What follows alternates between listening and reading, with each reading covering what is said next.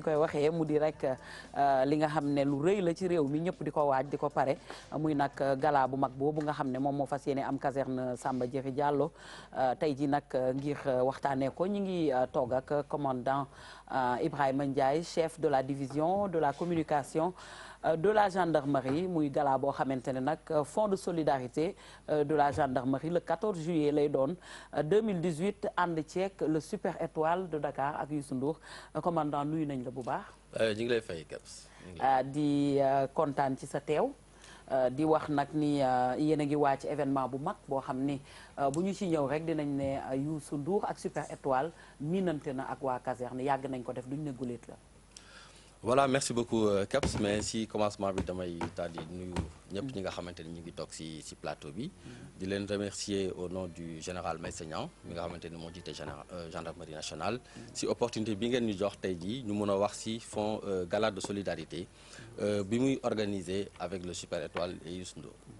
donc gala boobu mi ngi am bu soobee yàlla le 14 juillet incha allah si centre polyvalent bi nga xamante ni mi ngi nekk bis caserne Samba Diéry Diallo. alors li am solo nag si mbir mi mooy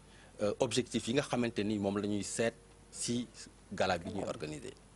parce que gala fond bi dafa nekk fond boo nga xamante ni dimbali personnel gendarmerie ak seeni mbokk ñoo ko tax a jóg donc bëri na ay structure yuy liggéey si mbirum social mutuelle daf koy def le groupement d'achat bëri na ñoo nga xamante ni ñi ngi si mbirum social mais fond bi dafa nekk fond boo nga xamante ni non seulement gendarme bi nga xamante ni day liggéey daf ko intéressé kii dem retraite daf ko intéressé ay parents wam ak ay doomam aussi daf ko intéressé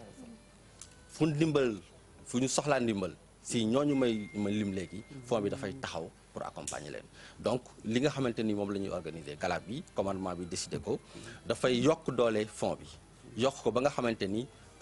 lépp luy tolof-tolof lu dala gàllankoor épanouissement au personnel bi wala njabootam fond bi ñëw appuyer ko donc si occasion bi lay profiter aussi di remercier ñëpp ñi nga xamante ni suñuy partenaire lañu ñuy accompagner fond bi si liggéey boobu muy def plus particulièrement nag le chef de l'État le chef suprême des armées le président de la République nga xamante ni à chaque fois su fond bi demee ba toll fa nga xamante ni dooleem attanatul ndimbal li ñu war a joxe donc chef de l'État daf koy accompagner génne fond bu bari accompagner le fonds de solidarité pour ñu mën a eggale liggéey boobu. dëgg la xam nga gendarmerie ci réew nag dafa nekk bànqaas boo xamante ne bu ñu war a taxaw la war ko jàppale war ko fonk ndax rôle bi nga xam ne moom lay jouer ci façon bu nekk ba tax na nag fonds bi ni ñu ko waxee mu di mbirum social nekk loo xamante ne nii am na solo torop ba tax na d'où l'importance de soirée bi nit ñëpp war a màbb dem fa ngir fonds bi gën a mën a dund. voilà loolu moom dañuy daal di rek damay embrayer si li nga wax léegi di inviter ñëpp population yi yëpp parce que lépp luñ ci def rek lépp luñ ci def ngir ndimbal personnel gendarmerie ak seen njaboot moo ko tax a jóg donc ñu ngi ñaan ñëpp ñu ñëw assister bokk si soirée bi di ñaan aussi les partenaires ñu ñëw.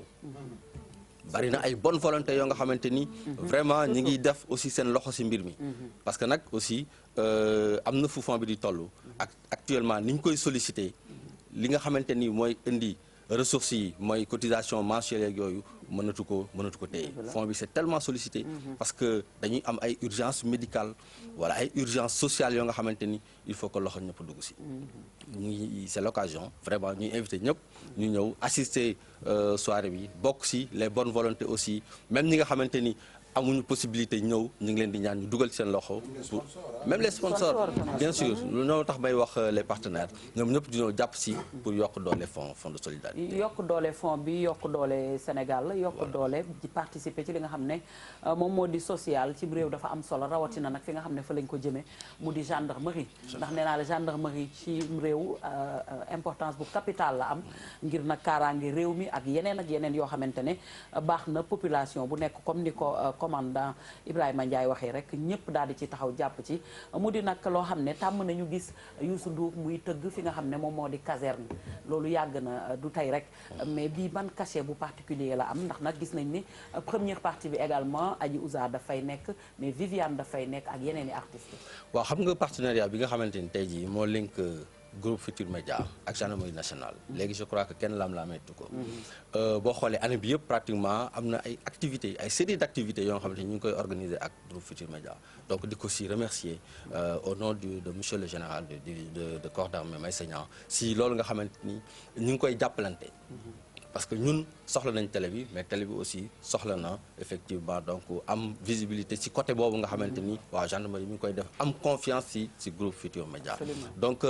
cachet bi la particularité mooy ñun ñëpp dañu sensible ci li nga xamante ni moo tax ñu organiser fond yeneen artistes yi ngeen fi wax yëpp dañuy ñëw dugal ci seen loxo pour gën a jox cachet bi nga xamante ni moom la ñuy xaar mbir mi pour gën a sawarloo nit ñi am na sax yoo nga xamante ni ay surprise la mais il faut que nit ñi ñëw ba egsi pour mën a découvrir loolu en tout cas ñi ngi invité ñëpp bàyyiwuñu kenn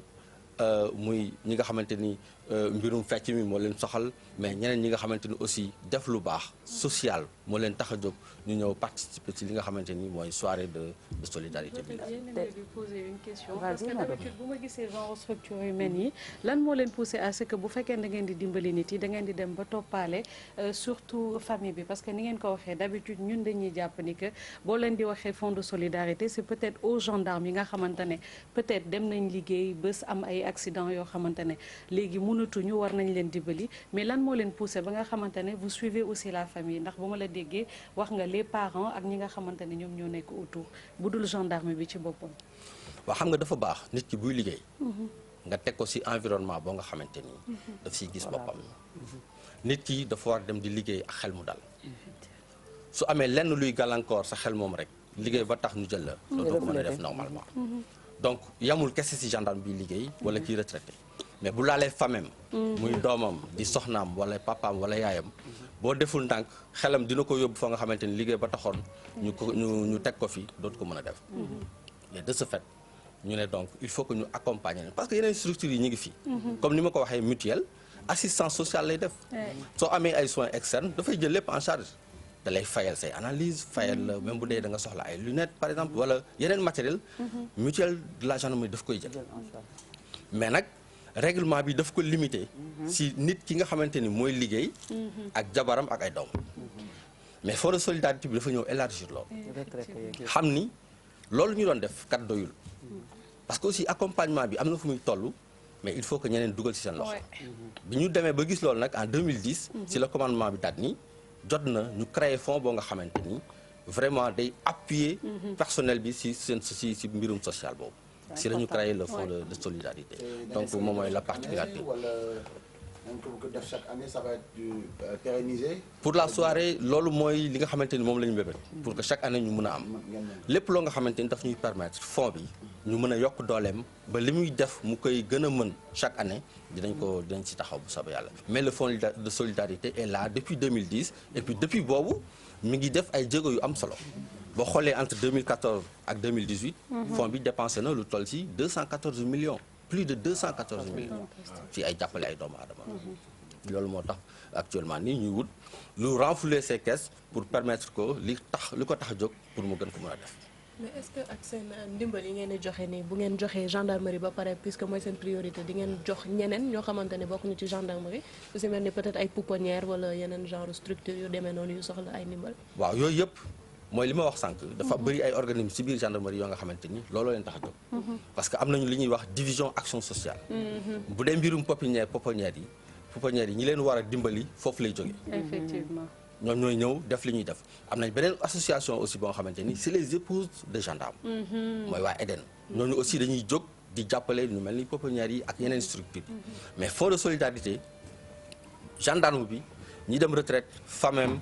muy papaam yaayam orphelin ak veuve yi ñooñu ñoo ko tax a jóg donc cas bu nekk rek dañ koy étudier xool ndimbal li ñu la war a jox ñu étudier ko xool ndax méngoo na ak li nga soxla ñu attribuer la ko. absolument kon juste une dernière question pour seen soirée bii nii est-ce que yeneen structure yooyu nga wala su mel ne waa Eden ak ñeneen division yooyu noonu ñoom ñëpp tam dañuy indi seen participation ci soirée bi. wala ñoom dañuy ñëw en tant qu'invité. waaw yow mi sax nañ la laaj sa participation donc ñooñu ñëpp muy action sociale même commandement bi ci boppam. dafa joxe participation. commandement bi ci boppam génne na fonds ni lii mooy son participation. donc ñëpp ku ci nekk rek ñu ngi lay ñaan fépp foo ci mën a yokk sa loxo ba mu gën leen a yokk doole ñu ngi lay xaar foofu. pour tëj rek maa ngi wax ne bu ñu nee gendarme dañu naan ak sérieux bi duñu ñeme sax yëggatoo yu demee noonu mais boo ñëwee soirée caserne xam ne est-ce que gendarme mën nañ fekk. mais bu baax bu fecc jotee rek ñu fecc bu liggéey bi jotee nag ñu def liggéey bi ñu taxawoon tey jii ñuy liggéey doo ma xàmmee mais bu fecc jotee aussi dinañ ko fecc comme ni mu war dana neex loolu soirée bu neex lay doon. soirée caserne en tout cas ñu ngi lay remercier bu baax ci sa teewaay ci yeewu leen bi di ñaan nag li nga xamante ne moom moo di soirée bi succès topp ci ñu koy ñaan ndax nag li ngeen di def lu am fulla la lu am solo la te moo yorum réew ba noppi itam bu ñu waxee gendarmerie ñi nga xam ne ñoo tax sa sécurité ak sa kaaraange sa réew ba bitim réew nga mën a tëdd nelaw mën a nekk ci jàmm ñooñu bu ñu xewlee yëkkati loo xamante ne yi jëm na ci social di jàppalante tamit loolu ñaari mbir yooyu rek war naa tax kenn ku nekk daal di fay jëm ngir joxe sa participation couche boo mën a doom comme ni ñu ko waxee ba noppi tamit daal di dem nag teewee soirée boobu ndax i nag Youssouma jigéen bu àndee rek ñi nga xam ne mooy super étoile loolu dafay neex te xol yi day féex kon nag ñu ngi lay gërëm bu baax di la bàyyi sa dernier mot laataa ñuy lancé waat pub bi xool ko ngir daje ñun ñëpp le 14 juillet 2018 à la caserne. à la caserne incha allah c'est ñun qui vous remercions ñun ñoo leen di remercier si visibilité bi ngeen ñu may pour ñu mën a wax mbirum fonds de solidarité permettre aux populations ak personnel gendarme ñi nga xamante ni xamuñu njariñu fonds bi bu baax a baax parce que aussi booy xool kenn ñaanul yàlla fond bi dimbali la parce que ku egsi fa fond bi war laa dimbali rek c'est parce que jàq nga donc kenn ñaanu ko yàlla mais rek ñuy wax ni ku nekk na si def loxoom pour que ku am lu la jaaxal rek ñu mën la taxawu si anam yi nga xamante ni moom moo gën a rafet. merci beaucoup ñu ngi lay gërëm bu baax di dem nag xoolaat annonce bi rek ngir Sénégal yëpp màbb waaj daal di jëm ci bis bu rëy boobu muy la 14 ci caserne ñu xool ko. Youssou Ndour, l'exception de la musique africaine. Une très grande sortie, très attendue le 14 juillet prochain à la caserne Samba Diéry Diallo. Une très grande soirée de solidarité avec la gendarmerie nationale. Le gala de la solidarité sur l'initiative du Fonds de solidarité de la gendarmerie. Une soirée de bienfaisance qui vise à soutenir les actions du Fonds de solidarité de la gendarmerie qui, à travers ses actions, accompagne les gendarmes retraités, les blessés de la gendarmerie, les malades, les orphelins et les veuves. Des centaines de personnes secourues par an. Au total, des centaines de populations assistées par le Fonds de solidarité de la gendarmerie, qui est l'un des rares organismes à caractère social qui prend en charge la famille au sens large, incluant les ascendants et les descendants. Rendez-vous à la caserne Samba Diéry Diallo avec Youssou Ndour et le Super Étoile le 14 juillet. ñu teg chapiteau bu bees tàq bu 4000 mètres carrés. dajji scène bu bees tàq, dajji sonorisation bu bees tàq, dajji lumière yu bees tàq, lal tapis rouge boo xam ne 20h30 pile tapis rouge ba daal di tàmbali. muy doon soirée bu exceptionnelle boo xam ne di ngeen gis lu ngeen mësta gis. Youssou Ndour ak Super Étoile pare nañu pour déplacer des montagnes.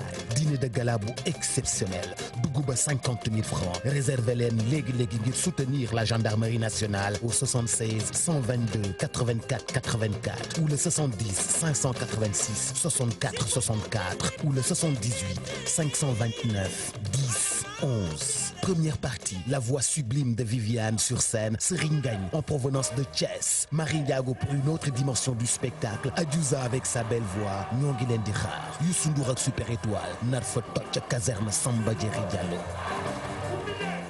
Rendez-vous est donc pris ce 14 juillet à la caserne Samba Diéry Diallo moom ngeen doon xool à l'instant Youssou Ndour et le Super Étoile ak yeneen i invité yoo xamante ne ñoo fas yéene def première partie bi.